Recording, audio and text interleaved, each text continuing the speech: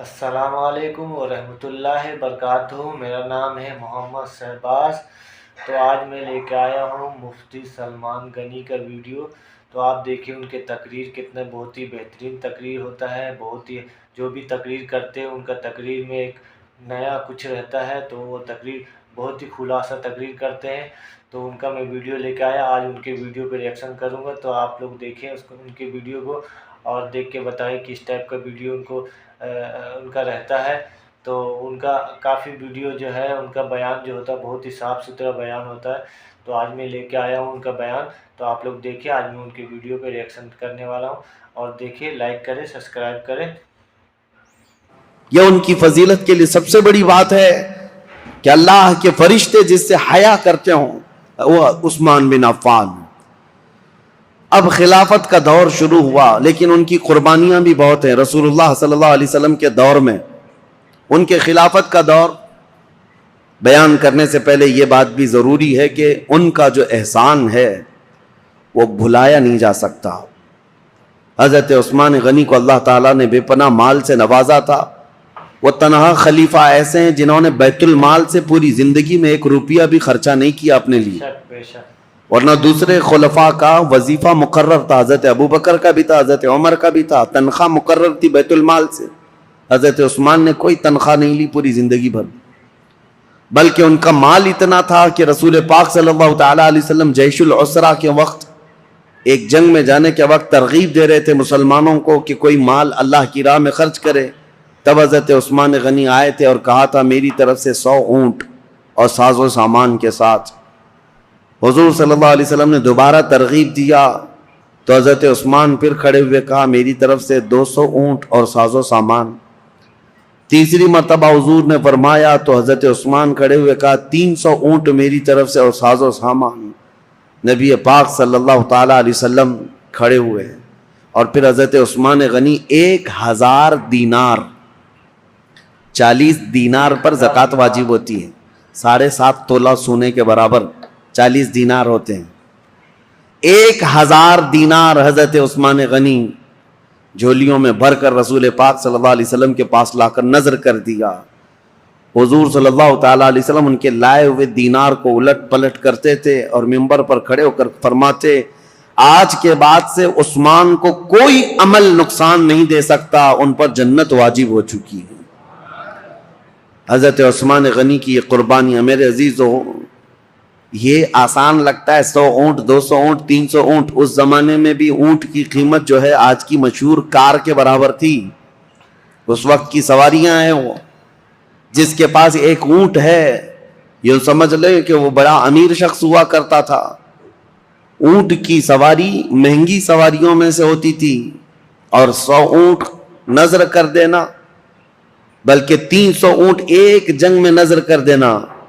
ایک تاریخ داں ہیں، مورخ ہیں، انہوں نے اس زمانے کے کیلکولیشن کے اعتبار سے اس وقت کی جو بھی اماؤنٹ انہوں نے دی تھی حضرت عثمان غنی نے، اس کو کمپیئر کر کے بتایا ہے کہ اس دور میں حضرت عثمان غنی کا دیا ہوا دان، دیا ہوا صدقہ، قیمت اور اس کی مالیت اگر کمپیئر کی جائے تو اس زمانے کے 1 ارب 20 کروڑ روپیہ بنتے ہیں۔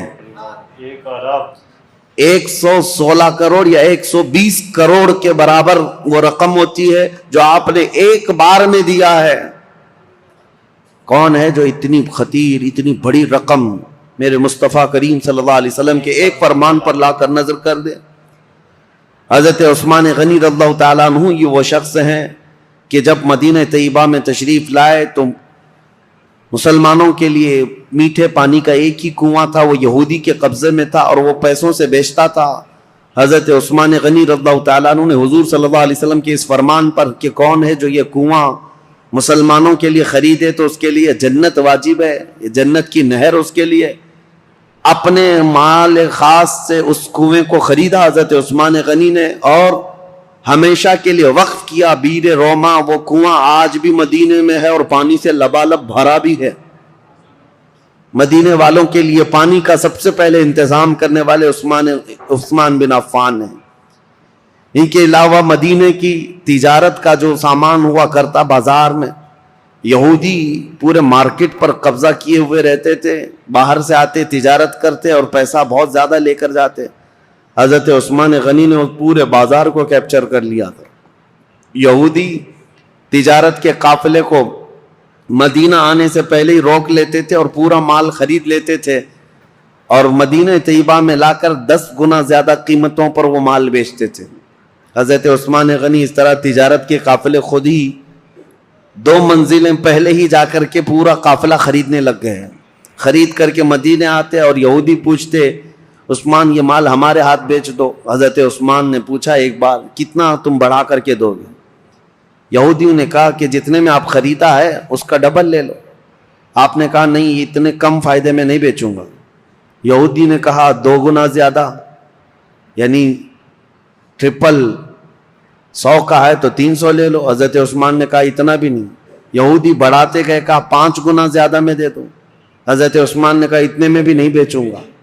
یہاں تک کہ بات کرتے کرتے یہودیوں نے 10 گنا تک بڑھا دیا کہ اتنے میں مال بیچ دو. 100 میں خریدا ہے تو 1000 میں دے دو. اس سے زیادہ چیلنج کرتے ہیں ہم کہ تم سے یہ مال کوئی نہیں خرید سکے گا، نفع میں ہو بیچ دو. حضرت عثمان نے کہا نہ، مجھے اس سے زیادہ نفع چاہیے، اگر خرید سکتے ہو تو بتاؤ. یہودی عاجز آ گئے، 10 گنا زیادہ میں خریدنے پر بھی وہ نہیں دے رہے ہیں. دوسرے دن سب جب چلے گئے کہا کہ ہم نہیں خریدیں گے تمہارے مال کو. حضرت عثمان غنی مدینہ طیبہ میں ایک میدان میں وہ پورا غلہ اناج اور قافلے کا تجارت کا سامان سب اتارتے ہیں. اہل مدینہ کو آواز دیتے ہیں جس کو جو ضرورت ہے، جتنی ضرورت ہے وہ اس مال سے لے جا سکتا ہے. انفاق فی سبیل اللہ، جتنوں کو ضرورت تھی سبوں نے مال لے لیا. یہودی آئے اور پوچھا کہ کیا عثمان تم نے مال بیچ دیا؟ کہا ہاں. کتنے نفع میں؟ کہا میرے رب کے ہاتھ میں 70 گنا زیادہ نفع میں بیچ دیا. کیونکہ اللہ تعالیٰ نے فرمایا ہے کہ جو اللہ رب العزت کی راہ میں ایک خرچ کرے اللہ تعالیٰ اس کو 70 گنا زیادہ عطا کرتا ہے. میں نے بہت بڑا سودا کیا جو تمہاری حیثیت نہیں ہے دینے کی. یہ عثمان ابن عفان ہیں. اب آئیں، یہ خصائل اور یہ اوصاف حمیدہ ان کے سنانے بہت ضروری تھے. اس کی وجہ کیا ہے کہ بعد میں آنے والے حالات اس پر آپ کی نظر ہونی چاہیے کہ حضرت عثمان غنی کا تذکرہ ہو رہا ہے تو ایک عام آدمی کا ذکر نہیں ہو رہا ہے. ان کے اپنے کمالات ہیں، ان کی خصلتیں ہیں، ان کی بہت ساری ان کی اسپیشلٹی، یہ سب چیزیں معلوم ہونی چاہیے. اب آگے چلتے ہم دور عثمانی پر. حضرت عثمان غنی رضی اللہ تعالیٰ عنہ جیسے ہی خلافت کے منبر پر کھڑے ہوئے آپ کے لیے بڑے چیلنجز تھے. پہلا خطبہ آپ نے جو دیا وہ خطبہ یہ تھا کہ آپ نے اللہ اس کے رسول کے احکامات کی تعلیم اور تلقین کی اور اللہ سے ڈرایا لوگوں کو. اس کے بعد بول نہ سکے، کپ کپی آئی جسم میں اور کہا کہ اے لوگوں، کسی بھی آدمی کے لیے پہلی مرتبہ گھوڑے پر سوار ہونا بہت مشکل ہوتا ہے. پہلی مرتبہ گھوڑے پر سوار ہونا بہت مشکل ہوتا ہے اور وہ سواری نہیں کر پاتا. مجھے تم سبوں نے اس خلافت کے بوجھ پر یا خلافت کے تخت پر سوار کر دیا ہے. اور رہی بات خطبہ دینے کی، میرے پورے خاندان میں کوئی خطیب نہیں ہے. جیسی جیسی ذمہ داریاں آئیں گی میں خطبہ دے دوں گا. آج کے لیے اتنا ہی کافی ہے.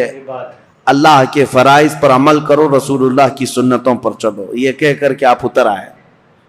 اب دیکھیں چیلنجز کیا کیا تھے آپ کے زمانے میں جن سے آپ کو فیس کرنا تھا. سب سے پہلا دن تھا خلافت کا، تبھی آپ کے متعلق یہ بات آئی کہ حضرت عمر کے ایک بیٹے تھے عبید اللہ. حضرت عمر ابن خطاب فاروق اعظم کے بیٹے عبید اللہ. ہوا یہ تھا کہ حضرت عمر کو جس نے شہید کیا وہ ابو لولو فیروز مجوسی، وہ تو خود تلوار سے اپنے آپ کو مار کر مر گیا، خودکشی کیا. لیکن حضرت عبید اللہ کو یہ شک تھا کہ اس کے ساتھ اور بھی لوگ تھے، تو 2 لوگوں کو انہوں نے پکڑ لیا جو 2 باہر سے آئے ہوئے تھے، اور اس شک میں حضرت عبید اللہ نے وہ دونوں کو بھی قتل کر ڈالا کہ میرے باپ کے قاتل ہیں یہ. حضرت عمر کے قتل میں منصوبوں میں یہ شریک تھے، کیونکہ اس دن فجر کی نماز کی پہلی صف میں وہ 2 لوگ بھی موجود تھے. حضرت عبید اللہ نے قتل کر دیا دونوں. لیکن یہ مقدمہ حضرت عثمان کے پاس آیا. کہ عبید اللہ نے جن کو قتل کیا وہ صرف شک کی بنیاد پر، حضرت عمر کے وہ قاتل نہیں ہیں۔ اب وہ دونوں کے خاندان کے لوگ بھی موجود تھے، سبوں نے کہا ان کا حضرت عمر کے قتل سے کوئی لینا دینا نہیں، لیکن ان کو عمر بن خطاب کے بیٹے نے قتل کر دیا ہے۔ حضرت عثمان نے ان کو طلب کیا، عبید اللہ کو، وہ حضرت عبید اللہ کو کھڑا کیا گیا، فیصلہ کیا کرنا ہے۔ صحابہ اکرام سے آپ مشورہ لیتے رہے کہ ان کے متعلق کیا کیا جائے، انہوں نے 2 لوگوں کا قتل کیا ہے۔ تو صحابہ نے کہا قتل کا قصاص قتل ہے، قصاص لینا ہوگا، 2 کو انہوں نے مارا ہے، بدلے میں ان کو جان دینی پڑے گی۔ حضرت عثمان غنی نے کہا دیکھو وہ دونوں خاندان کے لوگ جن کے 2 مرد تم نے قتل کیے، اس کے بدلے میں اب تمہارا قتل ہوگا۔ لیکن کچھ صحابہ آئے اور کہا عثمان ابن عفان سے، کہا یہ کیسی بات ہے کہ ابھی ابھی خلیفہ برحق عمر ابن خطاب کا انتقال ہوا، ان کے گھر والوں کے لیے بڑا صدمہ ہے کہ وہ بھی قتل ہوئے ہیں، شہید ہوئے ہیں، اور آج ہم ان کے بیٹے کو قتل کر رہے ہیں قصاص میں۔ حضرت عثمان طبیعت کے بڑے نرم مزاج ہیں، پہلے خلیفہ سے بالکل برعکس، یعنی حضرت عمر کے سے مزاج میں ان کا مزاج زمین آسمان کا فرق ہے۔ حضرت عثمان غنی رضی اللہ تعالیٰ عنہ نے وہ دونوں مقتول جو تھے، قتل ہوئے تھے، ان کے خاندان والوں سے کہا کہ اگر تم بدلے میں قصاص میں جان کے بدلے کوئی اور چیز طلب کرنا چاہو تو بتاؤ۔ انہوں نے کہا ہمیں مال کی ضرورت ہے۔ حضرت عثمان نے جتنا انہوں نے طلب کیا تھا اس کا 10 گنا بڑھا کر کے اپنے جیب خاص سے وہ دونوں کے قتل کی دیت عطا کر دی، خون بہا اس کو کہا جاتا تھا، اور قتل کے بدلے میں یہ فدیہ دے کر کے ان کو آزاد کر، ان کو رخصت کر دیا۔ اس طرح حضرت عبید اللہ بن عمر کو بھی انہوں نے بچا لیا۔ یہ پہلا مقدمہ تھا جو حضرت عثمان ابن عفان کی خلافت کے دور میں پیش آیا۔ لیکن اس مقدمے کا چرچا سب جگہ پھیلا کہ آپ کا یہ عدل تھا کہ حضرت عثمان غنی رضی اللہ تعالیٰ عنہ نے مقتولین کے گھر بھی بھاری بھرکم معاوضہ پہنچایا اور حضرت عمر ابن خطاب کے گھرانے کو بھی بچا لیا۔ یہ حالات زیادہ دن تک نہیں چلے۔ بہرحال اب مجھے یہ بتانا ضروری ہے کہ حضرت عثمان ابن عفان رضی اللہ تعالیٰ عنہ طبیعت کے نرم مزاج تھے۔ جب آپ خلافت پر بیٹھے تھے اس وقت تو آپ کی عمر 70 سال کے قریب تھی، حضرت عثمان غنی رضی اللہ تعالیٰ عنہ 70 سے اوپر تھی۔ 70 سال کی عمر کے بعد آپ کو خلافت پر فائز کیا گیا ہے۔ آپ نے اپنے دور میں جو فوجیں بھیجی اور بہت سارے جو ممالک اسلامیہ یعنی دوسرے ممالک جو اسلام میں آئے ان کی بھی ایک لمبی فہرست ہے۔ پہلا تو یہ ہے کہ حضرت عثمان ابن عفان رضی اللہ تعالیٰ عنہ کے دور میں اسپین جو اس زمانے میں اندلس کہا جاتا تھا، آج کا اسپین، یہ حضرت عثمان غنی کے دور میں فتح ہوا، اور اسلامی فوجوں میں سب سے پہلے فوجیں پہلے میدان میں اتر کر کے لڑتی تھیں، لمبا سفر کیا ہے صحابہ نے۔ امیر معاویہ رضی اللہ تعالیٰ عنہ جو ملک شام کے گورنر تھے، حضرت عمر کے زمانے سے چل رہے تھے، حضرت امیر معاویہ وہ ملک شام دمشق کے والی تھے، گورنر تھے۔ ان کی ایک خواہش تھی کہ قبرص جو آج ترکی کا حصہ ہے، سائپرس جس کو کہتے ہیں، یا قبرص، یہ وہی علاقے ہیں۔ اب یہ یورپ کی سرزمین پر آتے، یہاں تک جانے کے لیے سمندر کا سفر کر کے ہی جانا پڑتا، خشکی سے نہیں۔ تو حضرت امیر معاویہ کی خواہش رہتی تھی کہ سمندر کا راستہ طے کر کے ہم جائیں گے، قبرص فتح کریں گے، وہاں زرخیزی بہت ہے، ہریالیاں بہت ہیں، بہت خوشگوار جگہ ہے۔ حضرت عمر فاروق رضی اللہ تعالیٰ عنہ نے صحابہ کو بلایا اور پوچھا کہ کشتی کا سفر کیسا ہوگا۔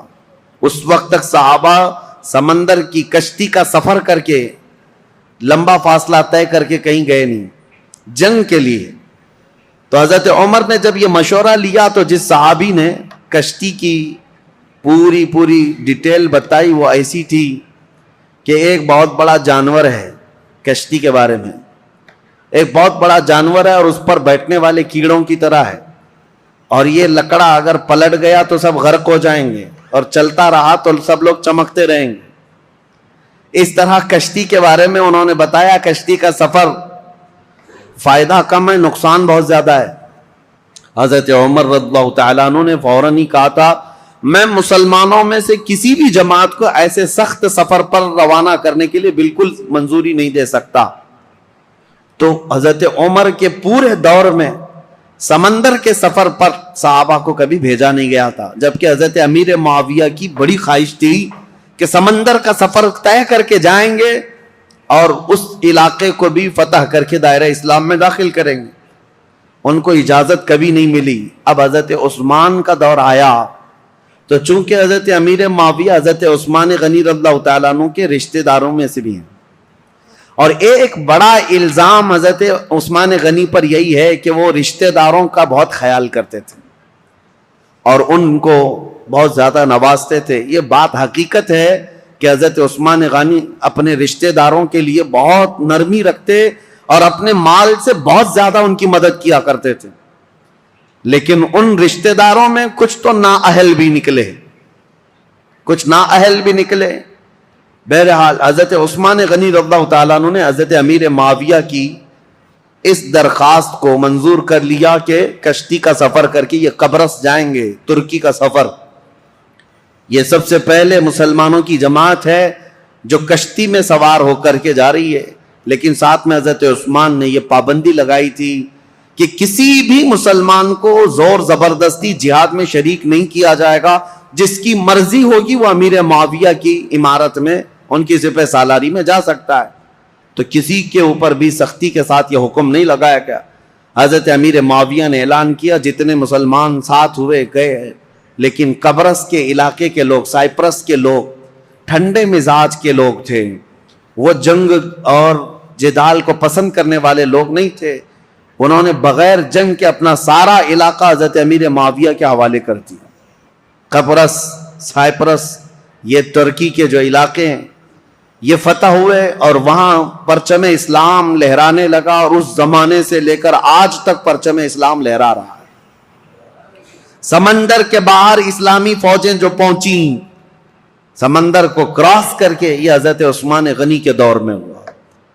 اب یہاں سے قبرص پر جیسے ہی مسلمان آئے، اس کے بعد پھر کوئی علاقہ بچا نہیں، وہاں سے طبرستان، پھر اس کے بعد جرجان، رشیا میں پہنچ گئے۔ رشیا کے وہ علاقے جو آج ازبکستان وغیرہ کہے جاتے ہیں، اس زمانے میں یہ سمرقند، بخارا، نیشاپور کے نام سے تھے۔ اب مسلمان فوجیں وہاں تک بھی پہنچ گئیں، سمرقند، بخارا، نیشاپور، یہ سب علاقے فتح ہوتے ہوتے رشیا جو آج کے دور کا رشیا ہے، اس کے بیچوں بیچ مسلمان پہنچ چکے تھے دور عثمان ابن عفان میں۔ میرے عزیزو، مجھے عجیب حیرت ہوتی ہے پڑھ کر کے، مسلمانوں کی کوئی سرحد نہیں تھی، وہ نکلتے چلے جاتے تھے، صحراؤں کو عبور کیا، جنگلوں کو پار کیا، سمندروں کو، سب چیزیں انہوں نے پھلانگ دیں اور اسلام کو کہاں سے کہاں لے آئے۔ ایک خطہ یہ تھا جو یورپ کی سرزمین پر گئے، ایک خطہ ایشیائے کوچک یا پھر رشیا کی طرف جس کو کہیں، اس طرف نکلا صحابہ کا۔ اب تیسرا ایک طبقہ ہے صحابہ کا جو بہت اہم کردار ادا کیا حضرت عثمان غنی کے زمانے میں۔ حضرت عثمان ابن عفان رضی اللہ تعالیٰ عنہ کے زمانے میں ایک صحابی ہیں حضرت عبداللہ بن عبید،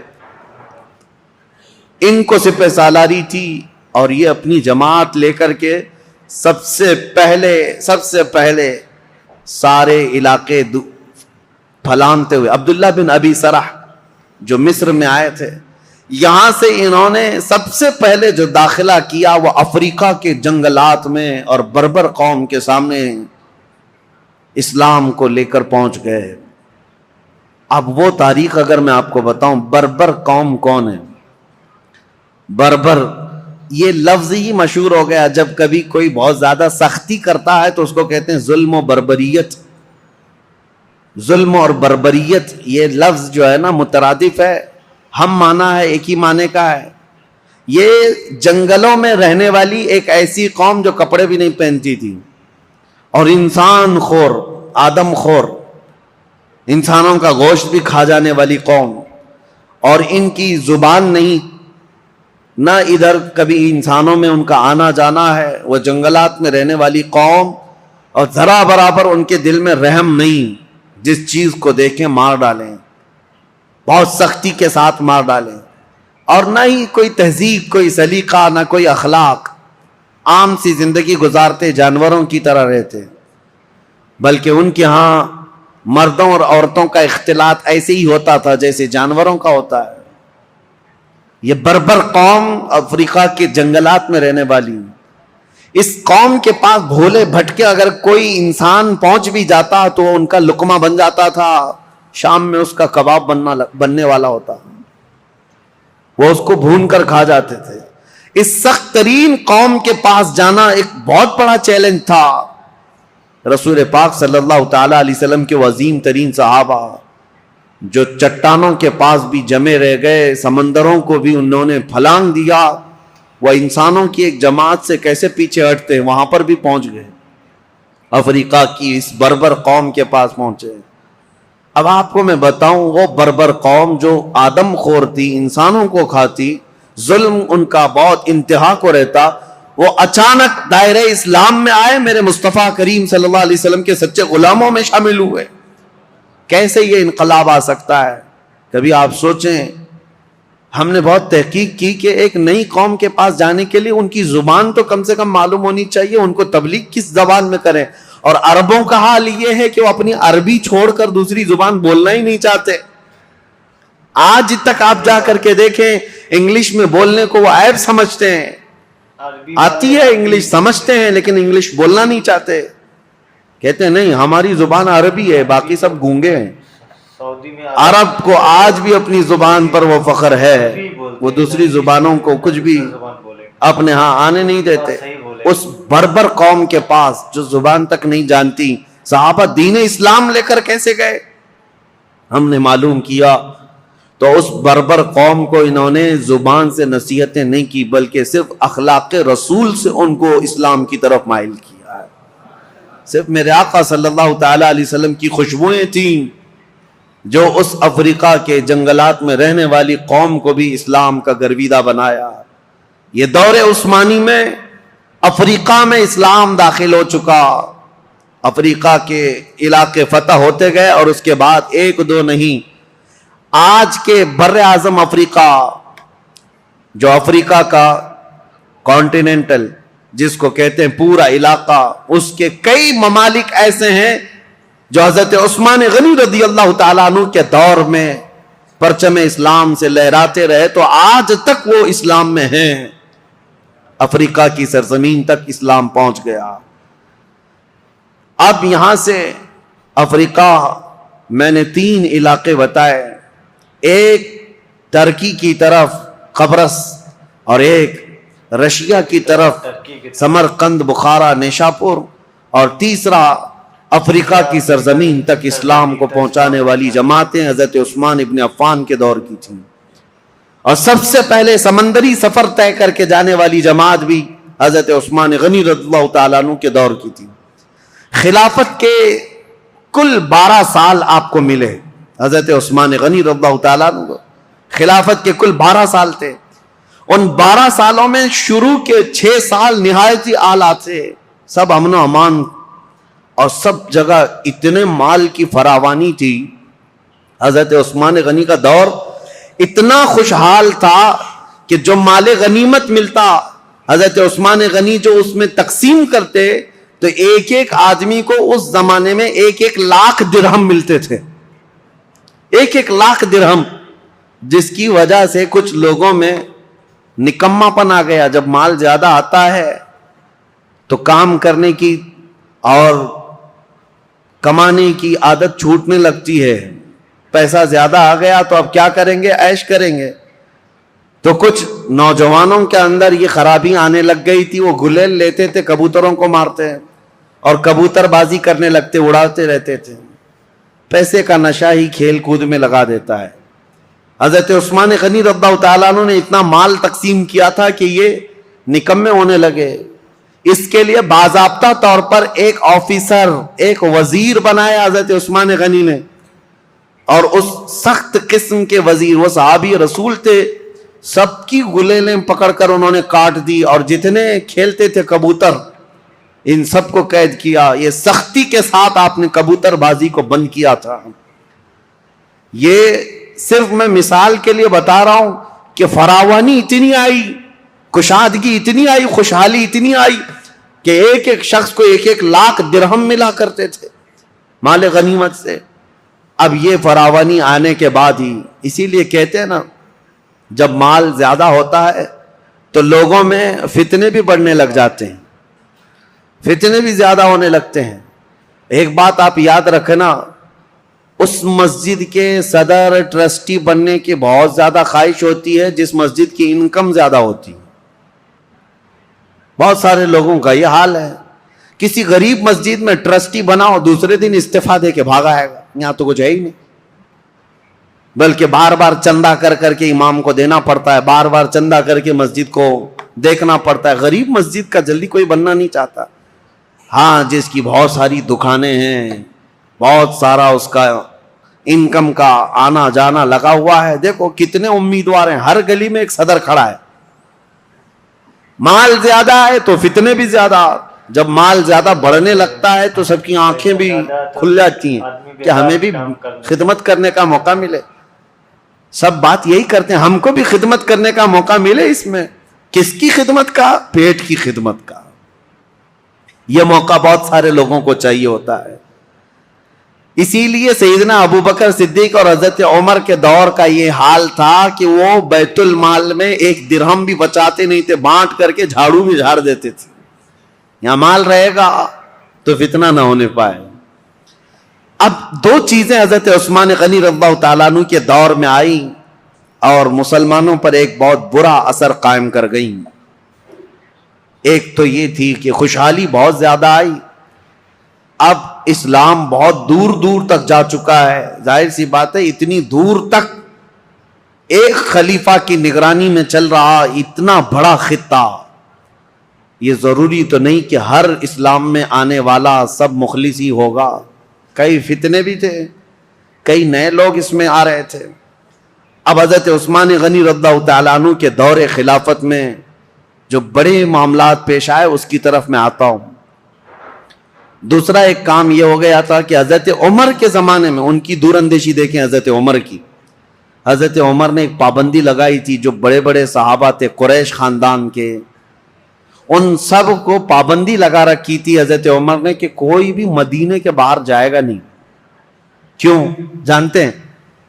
میں پڑھ کر کے حیرت میں تھا کہ حضرت عمر نے یہ پابندی کیوں لگائی تھی. شہزادوں کو بھی پابندی تھی، بڑے صحابہ کو بھی پابندی تھی کہ باہر جائیں گے تو نئے نئے علاقے ہیں، اور رسول اللہ صلی اللہ علیہ وسلم کی رشتہ داری کا اعزاز لے کر یہ سب سر آنکھوں پر بٹھائیں گے اور ان کو اتنا چڑھائیں گے کہ خلیفہ کے خلاف بھڑکا بھی دیں گے، آپ ہی خلیفہ بن جائیں. ہر علاقے کا ایک پیر صاحب ہو جائے گا. حضرت عمر فاروق نے سب کو مدینے سے باہر جانے پر پابندی لگائی تھی کہ کوئی باہر نہیں جائیں گے. یہ ان کی دور اندیشی تھی. یہ نہیں ہے کہ مسلمانوں کا ایک خلیفہ پر متفق ہونا بہت ضروری ہے، ورنہ سب کا سب نظام درہم برہم ہو سکتا ہے. لیکن حضرت عثمان غنی نے یہ پابندی ہٹا دی تھی. اب ہوا یہ کہ جو بھی صحابی قریش خاندان سے باہر جاتے تھے، جو نئے علاقے اسلام میں آئے تھے، وہ جوک در جوک انہیں دیکھنے کے لیے آتے تھے. یہ رسول اللہ کے خاندان کے ہیں، یہ رسول پاک صلی اللہ تعالی علیہ وسلم کے اہل بیت میں سے ہیں، قریش سے ہیں، اور سب ان کے پاس جمع ہوتے. وہی جو دور اندیشی حضرت عمر کے زمانے میں تھی، حضرت عثمان غنی نے یہ سب چیزیں ہٹائی، اور اس کے بعد سب یہ چیزیں پھیلنے لگیں. صحابہ جو مدینے میں رہنے والے تھے وہ باہر جانے لگے، تو صحابہ کے دلوں میں اگرچہ بات نہیں آئی، لیکن کچھ نہ کچھ جماعتیں بننی شروع ہو گئیں الگ الگ خیالات کے. حضرت عثمان غنی رضی اللہ تعالیٰ عنہ کے دور میں کچھ چیزیں ایسی آئیں جس کو آج تک یہودی اور عیسائی انگلی اٹھاتے ہیں ان کی خلافت کے دور کے متعلق. ان کو کہتے ہیں وہ کمزور خلیفہ تھے. نہیں، وہ بہت مضبوط خلیفہ تھے. لیکن مزاج کے بڑے نرم تھے، مزاج کے بڑے نرم تھے۔ 6 سال آپ کی خلافت کے گزرے تھے، اس کے بعد کچھ ایسے معاملات پیش آئے کہ کچھ صحابہ جو کچھ علاقے کے گورنر تھے، حضرت عثمان غنی نے ان کو معزول کر دیا۔ جیسے حضرت ابو ذر غفاری ملک شام میں کچھ علاقے کے گورنر تھے، آپ نے خط لکھ کر ان کو معزول کر دیا۔ حضرت عبداللہ بن مسعود بڑے صحابی ہیں، فقیہ صحابی، ان کو حضرت عثمان غنی نے معزول کر دیا۔ اور ان کے علاوہ حضرت ابو موسیٰ اشعری، حضرت مغیرہ بن شعبہ کوفہ کے والی تھے، ان کو آپ نے وہاں سے معزول کر دیا۔ یہ کبار صحابہ، بڑے بڑے صحابہ تھے۔ حضرت عثمان غنی نے جیسے ان کو معزول کیا، لوگوں میں ایک الگ سی بات پھیلنے لگ گئی۔ حضرت عثمان غنی کے متعلق لوگوں میں یہ توہمات پھیلنے لگ گئے کہ کبار صحابہ، کابر صحابہ کو انہوں نے ہٹا دیا۔ اور اتفاق ایسا تھا، ان صحابہ کی جگہ پر جن کو نیا گورنر بنایا گیا تھا، وہ کہیں نہ کہیں سے حضرت عثمان غنی کے رشتہ دار ہو جاتے۔ تو یہ الزام آپ کے اوپر تھا کہ آپ نے اکابر صحابہ کو ہٹا کر اپنے گھر والوں کو سب جگہ بٹھایا، حالانکہ یہ الزام نہایت غلط ہے۔ حضرت عثمان غنی نے جس کو بٹھایا، اس جگہ کا جو اہل تھا یا لائق تھا، اسی کو بٹھایا۔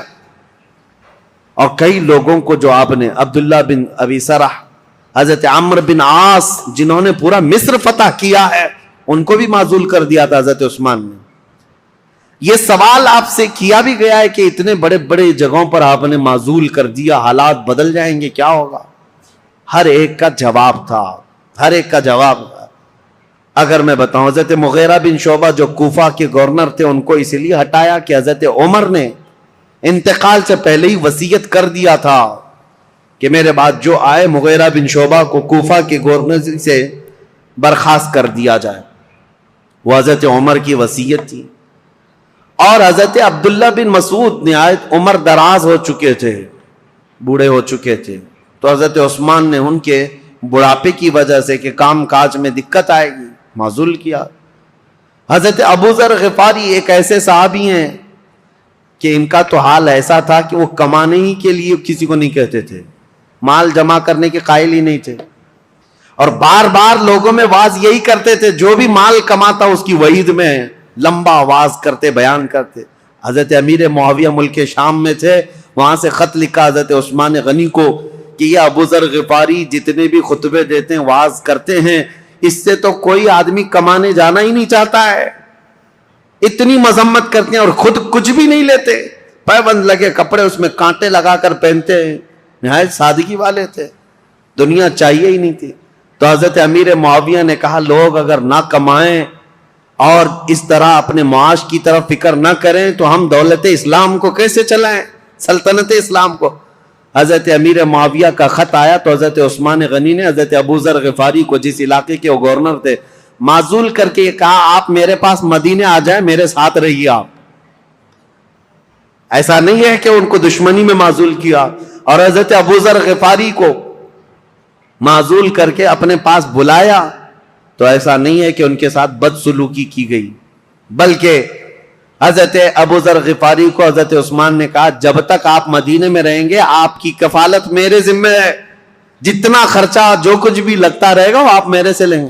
وہ حضرت ابو ذر غفاری کھڑے ہوئے کہا یہ بندہ کسی کا محتاج نہیں ہے، نہ حضرت عثمان غنی سے 1 روپیہ لیا، 1 سکہ لیا، کچھ نہیں۔ مدینے کے باہر ربضہ ایک علاقہ تھا، ویران جگہ تھی، وہاں کوئی نہیں رہتا تھا، تنہا پوری زندگی وہاں پر آپ نے بسر کر لی۔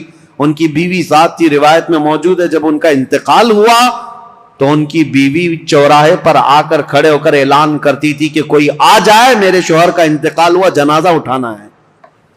جنازہ اٹھانے کے لیے وہ اعلان کرتی رہی۔ اس طرح کی زندگی گزار کر چلے گئے حضرت ابو ذر غفاری۔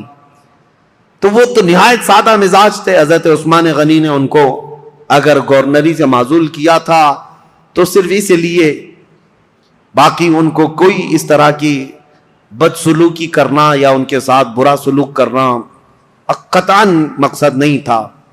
اور کچھ صحابہ کے بعد حضرت عمرو بن عاص، یہ مصر کے فاتح ہیں، مصر فتح کرنے والے، ان کو کیوں آپ نے معزول کیا؟ اس کی وجہ یہ ہے کہ مصر کی آمدنی اچھی خاصی تھی، حضرت عمرو بن عاص اس پر توجہ نہیں دیتے تھے. حضرت عثمان غنی نے لکھ کر کے بھیجا کہ مصر کی آمدنی بڑھتی جا رہی ہے، آپ اس میں اضافہ کریں. حضرت عمرو بن عاص اس پر توجہ نہیں دیتے تو آپ نے ان کو ہٹایا. عبداللہ بن ابی سرح ایک دوسرے وہاں پر صحابی تھے، ان کو مصر کی گورنری دی. اور حالانکہ دو علاقوں میں رہنے کی وجہ سے عمرو بن عاص اور عبداللہ بن ابی سرح کے درمیان کچھ نہ کچھ باتیں چلتی رہتی تھی. لوگ یہ کہتے تھے کہ دونوں کی بنتی نہیں، کچھ معاملات رہے ہوں گے. تو عبداللہ بن ابی سرح کو حضرت عثمان غنی نے مصر کا والی گورنر بنایا. انہوں نے 1 سال میں پورے مصر کی آمدنی کو ڈبل کر کے دکھایا. تو حضرت عثمان غنی کا فیصلہ برحق تھا. اس میں کسی کے بھی ساتھ حضرت عثمان غنی نے ناانصافی نہیں کی، لیکن دشمنان اسلام یہ لسٹ لے کر کے گھومتے ہیں کہ یہ بڑے بڑے صحابہ کو انہوں نے معزول کر دیا اور ان کی جگہ پر اپنے رشتہ داروں کو بٹھایا. حالانکہ عبداللہ بن ابی سرح جن کو گورنر بنایا تھا مصر کا، یہ حضرت عثمان غنی کا رشتہ دار تھے، لیکن چند سال نہیں گزرے ہوں گے حضرت عثمان نے ان کو بھی گورنری سے ہٹایا. یہ معاملات پیش آتے رہے. اب ایک فتنہ جنم لیتا ہے. اب میں آپ کو بتاؤں تاریخ کی وہ سچائیاں، بلکہ وہ کڑوی حقیقت جس سے آج تک پوری دنیا جوجھ رہی ہے مسلمانوں کی.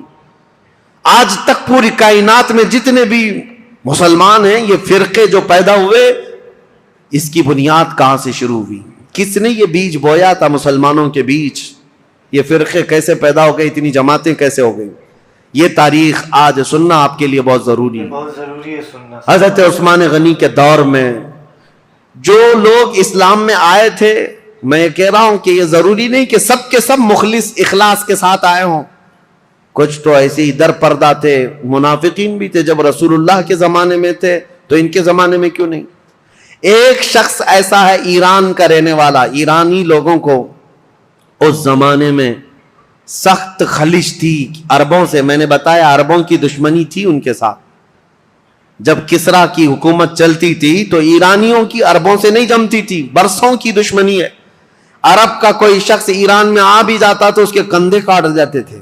یہ بادشاہ ایک کا نام ہی ذوالأکتاف تھا جو کندھے کاٹنے میں مشہور تھا عربوں کے.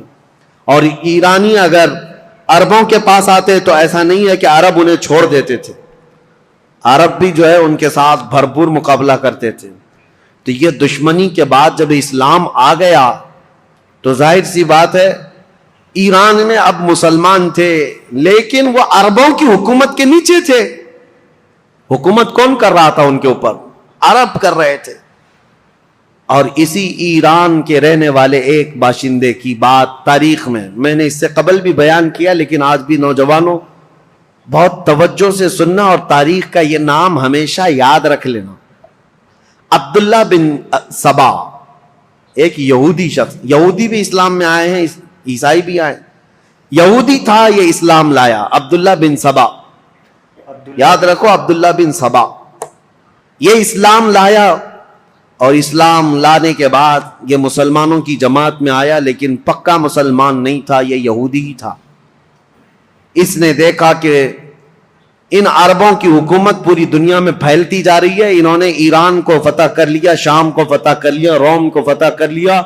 دل کے اندر جو کڑن تھی اور اس کا بدلہ لینے کے لیے ہمیشہ اس بات کے اندر انتظار میں رہتا تھا کہ کوئی کمی ان کی نظر آ جائے جس کو لے کر کے مسلمانوں میں ہم جماعتیں بنا دیں. تو عبداللہ بن سبا یہ وہ پہلا شخص ہے جو اسلام میں فتنہ انگیزی شروع کرنے کے لیے کیا کیا؟ حضرت عثمان غنی کی کمیاں گنانا شروع کیا جماعتوں میں جا جا کر کے. اس کی فتنہ انگیزیاں جب بصرہ میں پہنچی، بصرہ ایک شہر ہے عراق کا، تو حضرت مغیرہ بن شعبہ وہاں پر موجود تھے. تو انہوں نے اس کو شہر بدر کر دیا، وہاں سے نکال کر بھیج دیا. وہ کوفہ آیا، کوفہ کے جو والی تھے ان کو بھی سعید بن عاص، ان کو جب خبر ملی تو کوفہ سے بھی اس کو بھگا دیا گیا. عبداللہ بن سبا اب مصر پہنچا. مصر آنے کے بعد مصر کے نئے جو لوگ اسلام میں آئے تھے ان کے دلوں میں یہ بات ڈالنا شروع کیا کہ عثمان جو ہے ایک کمزور خلیفہ ہیں اور صرف رشتہ داروں کا خیال کرتے ہیں. اپنے رشتہ داروں کے لیے وہ بہت زیادہ پیسہ بھی دے دیتے ہیں, نذرانے بھی دیتے ہیں, جبکہ حضرت عثمان غنی اپنے رشتہ داروں کو جو مال دیتے تھے وہ بیت المال سے نہیں, وہ اپنے جیب خاص سے دیتے تھے. ان کا مال ہی اتنا تھا, وہ دیتے تھے, نوازتے تھے. اب میں آپ کو بتاؤں, عبداللہ بن سبا کا یہ فتنہ اثر کرنے لگ گیا لوگوں میں, مسلمانوں میں یہ بات آنے لگ گئی اپنے خلیفہ کے متعلق. اب انقلاب انقلاب نام سے کچھ نعرے شروع ہو گئے. کہاں پر؟ کوفہ میں انقلاب کے نام سے نعرے شروع ہوئے. حضرت سعید بن عاص ایک صحابی ہیں, وہ کوفہ کے گورنر تھے. انہوں نے دیکھا یہ کوفہ میں کیا ہو رہا ہے, لوگ روزانہ جیسے یہ پلے کارڈ لے کر کے اتر جاتے ہیں. اس زمانے میں وہ احتجاج کرتے رہتے تھے کہ ہم کو ایک نئی چیز چاہیے, تبدیلی چاہیے, انقلاب چاہیے. تو سعید بن عاص نے حضرت عثمان کو یہ لکھ کر بھیجا, کوفہ والے شاید مجھے پسند نہیں کرتے ہیں, یہ ابو موسیٰ اشعری کو پسند کرتے ہیں. تو حضرت عثمان غنی نے ان کو معزول کر دیا. سعید بن عاص کو کہا کہ تم اتر جاؤ, کوفہ والوں کی پسند کے مطابق ابو موسیٰ اشعری کو گورنر بناؤ. گورنر تو بنایا, لیکن کوفہ والوں کی وہ خواہش نہیں تھی. ابو موسیٰ اشعری بھی گورنر بنے, لیکن فتنہ ٹھنڈا نہیں ہوا. انقلاب انقلاب, کیونکہ یہودیوں کا ڈالا ہوا بیج تھا, انہیں پورے خلافت کو ہلانا تھا. خلافت کے نظام کی دشمن قوم اس دور میں بھی سب سے بڑی کوئی دشمن قوم ہے تو یہودی قوم ہے. میں آپ کو بتاؤں, مولانا محمد علی جوہر, مولانا شوکت علی, یہ آزادی کے موقع کے جو مشہور نام ہے, آپ کو پتا ہوگا. ان کی کتاب میں ایک بات انہوں نے لکھی ہے, وہ خلافت جب ختم ہو رہی تھی, ترکی کی خلافت عثمانیہ, اگرچہ نام سے خلافت قائم رہی, اور جب وہ ختم ہو رہی تھی تو یہ بیچارے دوڑ رہے تھے, بھاگ رہے تھے کہ نہیں خلافت کو قائم کرنا ہے کسی نہ کسی کو. اور خلافت کمیٹیاں ہندوستان میں بھی بنائی تھی, بھائی کلہ میں آج بھی موجود ہے خلافت ہاؤس, یہ اس دور کا بنا ہوا ہے. اور آج بھی میلاد شریف کا جلوس جو ہے وہ خلافت ہاؤس سے نکلتا ہے. ممبئی والوں کو پتا ہے, نہیں پتا معلوم نہیں. خلافت ہاؤس آج بھی ہے بھائی کلہ میں. خلافت کو قائم کرنے کے چکر میں وہ دوڑتے رہے. کیوں؟ ان کی بتائی ہوئی ایک بات بتا رہا ہوں. یہودیوں نے کہا تھا, ایک بڑے یہودی دانشور نے ان سے کہا تھا, ہمیں مسلمانوں کی نماز سے, ان کے زکوٰۃ سے, ان کی قربانیوں سے, ان کی ٹوپی داڑھی سے, ان کی مسجدوں سے کوئی بھی نفرت نہیں, کوئی مذائقہ نہیں. وہ جتنی نمازیں پڑھنا ہے سب پڑھیں, لیکن ہم چاہتے ہیں مسلمانوں میں دو باتیں کبھی نہ آئیں. ایک دو لفظ کبھی نہ آئیں. یہودی یہ چاہتے ہیں مسلمانوں کی زبان پر دو لفظ کبھی نہ آئیں, ایک جہاد کا لفظ نہ آئے, دوسرے خلافت کا لفظ نہ آئے. پوری دنیا سے انہوں نے یہ دو ناموں کو مٹانے کے لیے ایڑی چوٹی کا زور لگایا ہے. یہودی آج سے نہیں, عبداللہ بن سبا کے زمانے سے. عبداللہ بن سبا یہ وہ فتنہ ہے جو خلافت کو ہلانے کے لیے آیا تھا. پوری خلافت کو وہ مدینہ طیبہ کی ترہم برہم کرنا چاہتا تھا, اس کے لیے وہ فیلڈ بنانا شروع کیا. اور آپ کو پتا ہے اسی طرح کا یہودی تھا لارنس آف عربیہ جس کو کہتے ہیں, جس نے خلافت عثمانیہ کو ہمیشہ کے لیے اس دنیا سے ختم کیا ہے. عربوں کو اٹھایا ترکیوں کے خلاف, اور پورے عرب میں ایک ایسا فتنہ مچایا. لارنس آف عربیہ جو انگلینڈ کا باشندہ, وہ عربی اتنی اچھی بولتا تھا کہ جو اصل عرب ہے وہ نہیں بول پاتے تھے, اور عربوں میں رہ کر کے ان کے مزاج میں یہ بات ڈالا تھا کہ تم عرب ہو اور ترکی تم پر آ کر حکومت کرتے ہیں. بغاوت ایسی کی تھی کہ ترکیوں کے خلاف عرب کی لڑائی چلی 1920 سے لے کر 1930 تک, اور ترکی عرب کا پورا علاقہ چھوڑ کر چلے گئے, اور اس کے بعد یہ سعودی عرب قائم ہوا ہے.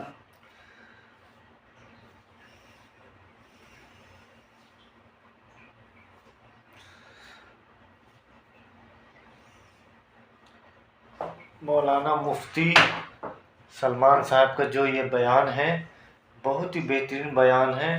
تو یہ جو بیان کیے ہیں تو یہ ترکی کا خلافت عثمانیہ اور بھی بہت سارا جو ہے جو جماعت ہے اس کے بارے میں بیان ہے.